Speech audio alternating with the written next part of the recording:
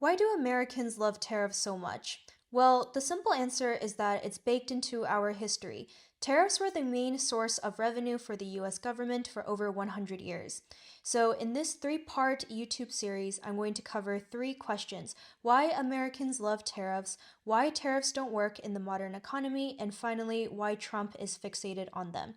In this first video, we're going to cover the three major eras of tariffs from the book Clashing Over Commerce by Douglas Irwin. The first major era is from 1789 to 1860. This is when the US didn't have the 16th Amendment, which was ratified in 1913, which gave Congress the ability to levy taxes on personal income. And so before that, the US government relied solely on tariffs and excise taxes for its revenue, and they used that money to fund the military, public infrastructure such as canals, roads, and the railroad. One of the first supporters of tariffs was a founding father named Alexander Hamilton.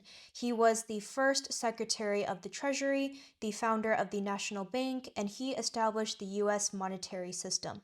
In his 1791 report on the subject of manufactures, Alexander Hamilton's vision was to transition the US from an agrarian society to a highly industrialized one.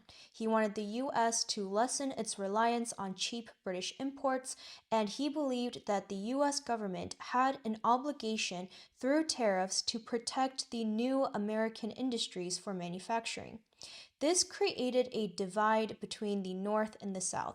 The North was highly industrialized and they wanted high tariffs to protect their domestic industries. And the South was mainly an agricultural one and they didn't want high tariffs because it increased the cost of cheap imports that they were using for farming.